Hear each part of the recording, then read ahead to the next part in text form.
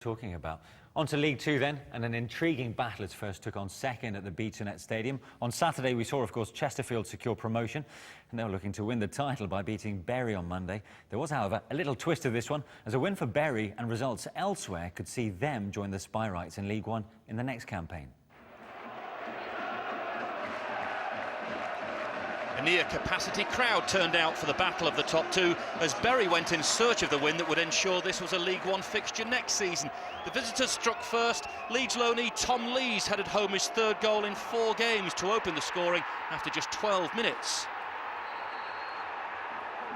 The Spyrites were chasing the win that would see them crowned as champions, and they hit back 5 minutes after the restart. Craig Davies pounced on a loose ball to smash home his 25th goal of the season. But the leaders weren't level for long. Just 5 minutes later, Bury restored the advantage.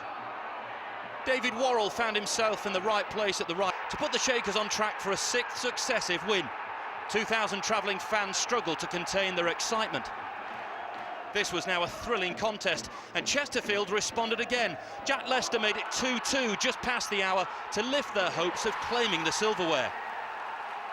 The pitch invasion was premature, and once it had cleared, Bury pushed on for the win that caps a remarkable campaign. And who better to send them up than top scorer Ryan Lowe? Results elsewhere meant the strikers' 26th goal of the campaign rubber-stamped their promotion to the 3rd tier.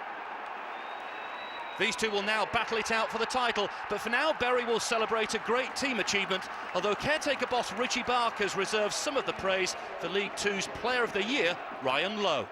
He's been brilliant, 26 goals. I said to him before the game, would you want a golden boot or a winner's medal? He said a winner's medal every day, but with a bit of luck he'll get both. Richie Barker, who's won his last 6 games. We've got to say congratulations to Bury.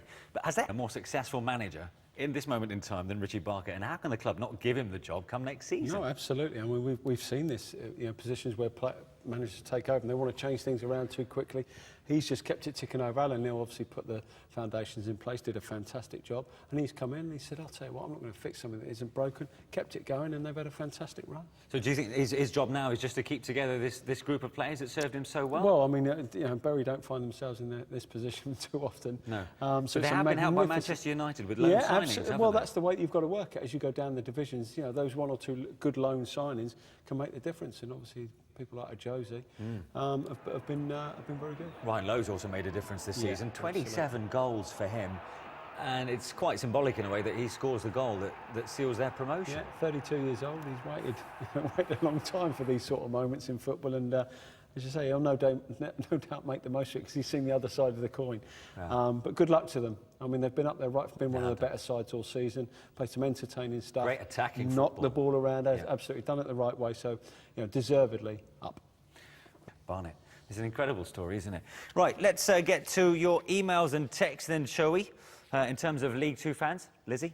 Yeah, talking about those teams down at the bottom, still not safe. Rob, who's a Barnet fan, says another great effort by Barnet today. If they continue like this, we will stay up. Kaya, Hereford fan, says well done to Adam Bartlett, whose top-class save unders a good point at Morecambe today. And Josh, a Lincoln fan, you were just talking about Lincoln, of course, he says, I can't believe it's come down to this. 2 games left and we're still not safe. Let's talk about Bury, because we've got to give Bury their moment in the sun. George says, I'm so happy the Shakers are going up and the board should give Richie Baker the job permanently. It got us thinking about when the last time a caretaker boss took a team up. We can't find any team. It must have happened, but we can't think of anyone at the moment. We've had our statsman on. He can't think of anyone when a caretaker last took a team up. Update on the Bury keeper situation, by the way.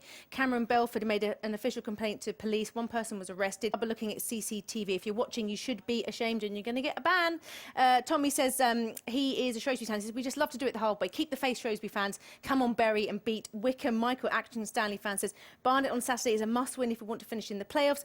Michael Stevenage, they're just happy to be there. He says whatever happens in these final 2 games, we've had a fantastic season in League Two. Aaron says, Rotherham fan, how do you go from 3rd to 10th in 12 games when we had the leading goal scorer? Well, the answer is Lafond only scored 1 in the last 11.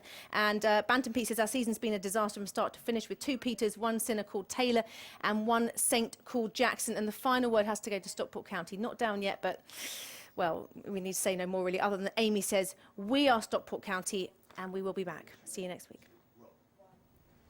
Yeah, thanks very much, Lizzie. So with just 2 games left now of the season, let's check on the tables before we go tonight.